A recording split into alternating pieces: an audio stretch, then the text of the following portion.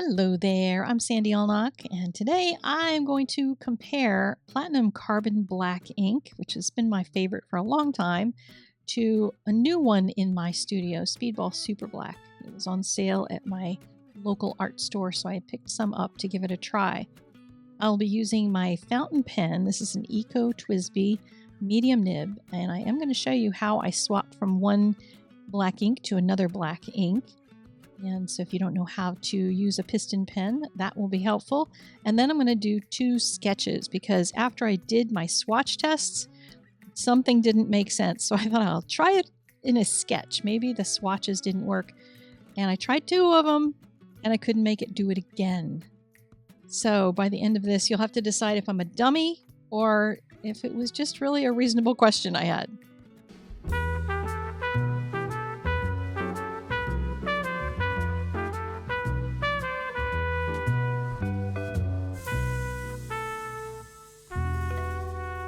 I already had Platinum Carbon Black in my pen, so just started on a scratch piece of paper, writing the name of the ink so I remember what I was testing, and then did some scribbling. Some lines that were further apart, some that are kind of squished close together, so I could test with watercolor over it to see how they bleed and whether they're good and waterproof and all that.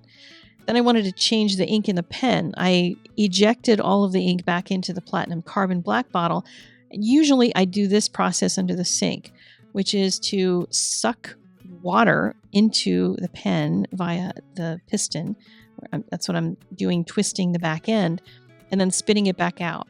And under running water, you just kind of keep doing it back and forth under the running water, but you can also do it in a cup like this. The cup is easier to film than my sink.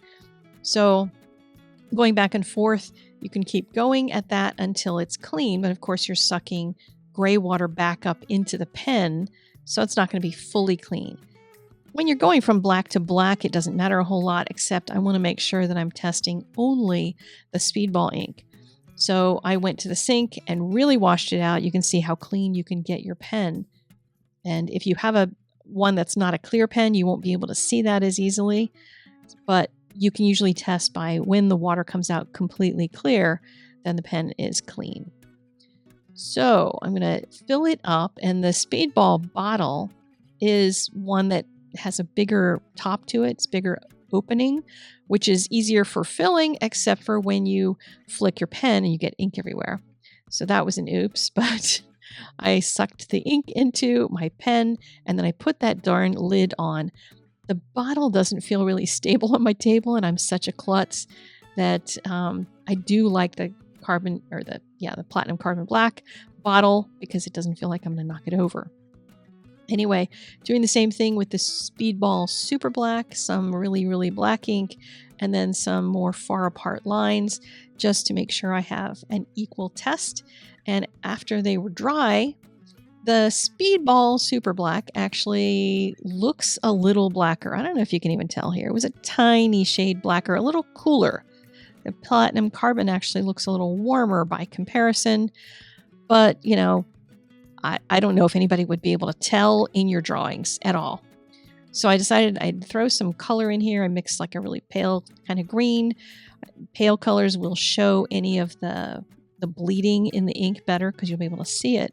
But the thing I noticed was like, oh my gosh, the Platinum Carbon Black did not reject the watercolor, but the Speedball, holy cow, what was that? What is going on here? I mixed some darker color, put some more of the green in it, and I'm like, what's going on here? I did not understand. So I decided I would have to do some real live sketches.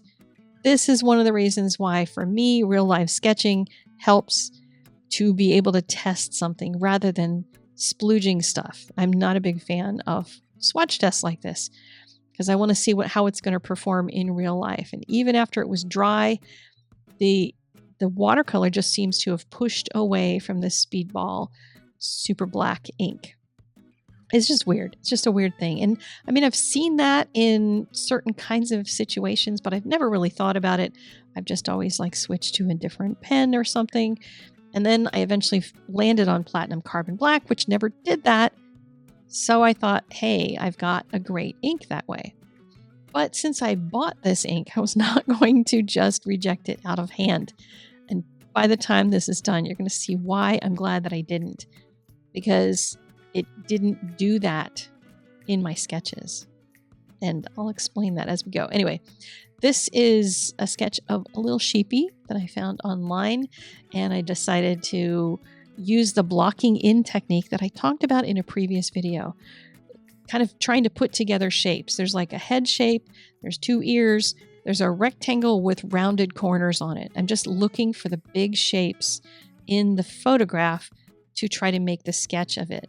He's got this little leg that's kicked out in front, and I'm just looking for the angles on the legs and the thickness of them and all that, and putting in my loose sketch in just graphite pencil. And this is, of course, an itty tiny bitty pencil, so I had to put it into a pencil extender. If you do not have a bunch of pencil extenders around, you're throwing your pencils away before they're done, because this one is a tiny little bit of a pencil that's left. And I'm going to get every bit out of it as I can, because the economy, things are getting expensive. So then it came time to do the ink work. And this is the Speedball ink that I'll be doing both of these sketches with, because I was determined to figure out what was going on with the ink. I used to experience that effect a lot more in the past when I did a lot of stamping, because there are some stamping inks that definitely push away watercolor from them.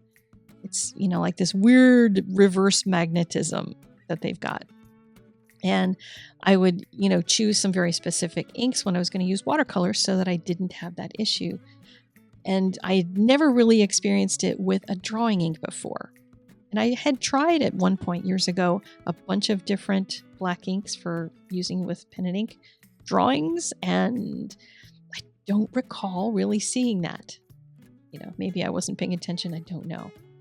But in this case, I'm going to add some shading to it with some line work, just to make sure that both the ink and the watercolor have to work a little harder, so that if that separation thing happens, I'll be able to see it really clearly.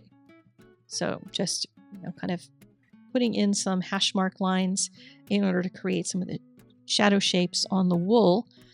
And I've got, this really nice woolly outside shape to him. I wanted to put some blue in the background when I watercolor him, and then some kind of unique fun colors on the inside, just to make it a little bit more interesting. And I did decide to include the barbed wire fence in the background. And why is that? It's because a friend of mine, who I've just known her for ages, is going to like sheep trials, I guess you call them. She has always, for years and years and years, she's raised border collies, and she's going to this trial thing, and she mentioned it to me, and she said, I go sell stuff. Like, she has an Etsy store, and she sells little border collie type of stuff. And she said, if you have any, drawings or anything, any art that has, sheep or border collies or farms or farm animals, anything like that, she said, I think those would go really well. So I decided this summer I'd, in my spare time, especially while my hand is trying to rejuvenate itself and get back into working order, I would just do a couple of those sketches and see if that's the kind of thing she thinks that would sell. Something really inexpensive. These are just little 5x7s, and we'll see how it goes. I tried drying the first layer of watercolor, the background. I didn't get it completely dry, so you'll see some bleeding here, but I wasn't stressed. It's a very loose sketch, and I wanted to specifically try this style as well because I've been whining about just not being loose enough when I do my life drawing. And a friend of mine there uses pen and ink on a regular basis, and I really would love to be bold enough to use pen and ink, but I always feel like I have to use pencil or charcoal because I'm just a chicken when it comes to big old black lines. And I thought it would be kind of fun while I'm doing these sketches for my friend to go sell at the event, that maybe I'd try something really loose, and then this would warm me up to do my life drawing in ink and watercolor. And maybe that's going to happen. We'll see. So I've added to the browns that I put in the sheep, I've added a little bit of yellow, a little bit green, just for fun, and then some purple in the shadows, just to, I don't know, try something different. I'm usually really into trying to make things realistic, but since I wanted to make these very loose, quick sketches that would sell real quickly at an event like she's going to, maybe I just go with some crazy colors. So there's little Sheepy. And of course, since Lisa has border collies, I've done portraits of some of her dogs before. I decided to draw a picture of a border collie. Also, both of these are found on Unsplash. The links are in the doobly-doo if you want to try to sketch them yourself. But I decided to do a border collie as well in my testing because this was real quick to do. These are sped up, obviously, but it only took me probably an hour and a half to do both of these, so it wasn't too bad. And I've, again, blocked in the shapes like we've talked about before, looking for the big shapes and their size and relationship to each other. I was looking for like how high is the dog's butt compared to the dog's head and that sort of thing. Like how big are the eyes compared to all of the head. The ears felt a little bit large.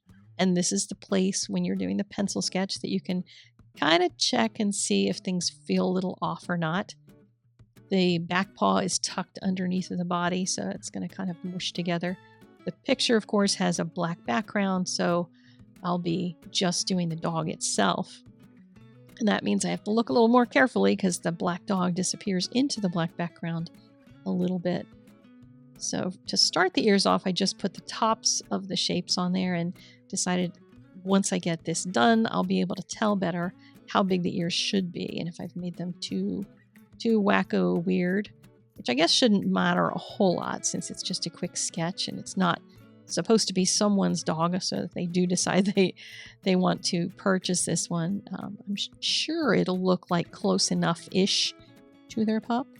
So get my pen lines in here, a little fluff on the butt, a little bit of shaping around the foot and the back leg, and then I made the ears just slightly smaller, and then that one ear got bigger, and yeah, I was like, gotta not worry about it. I'm not gonna stress. It's just a sketch.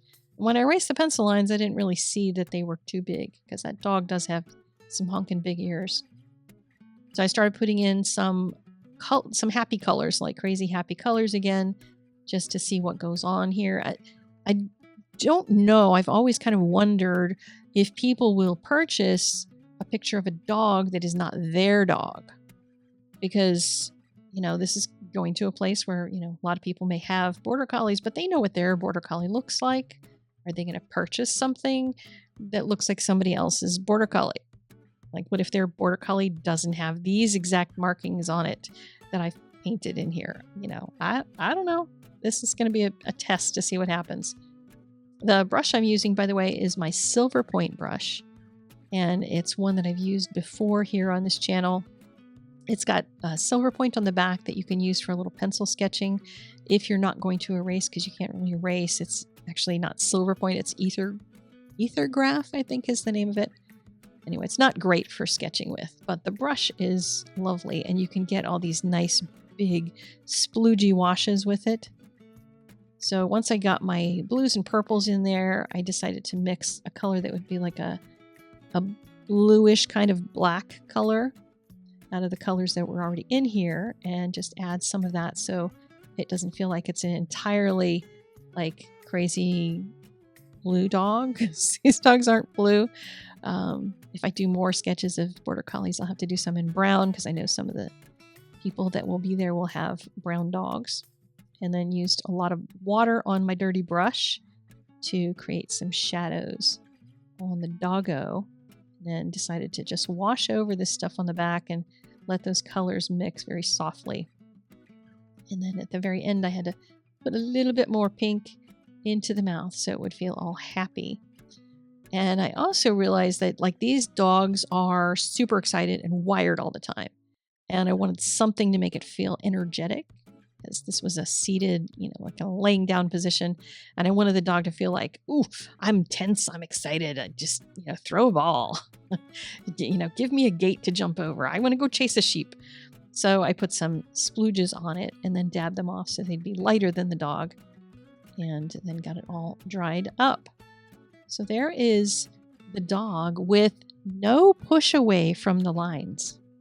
The sheep also had zero problems with watercolor going right over top of that ink just perfectly. Nothing was pushed away. So what had happened?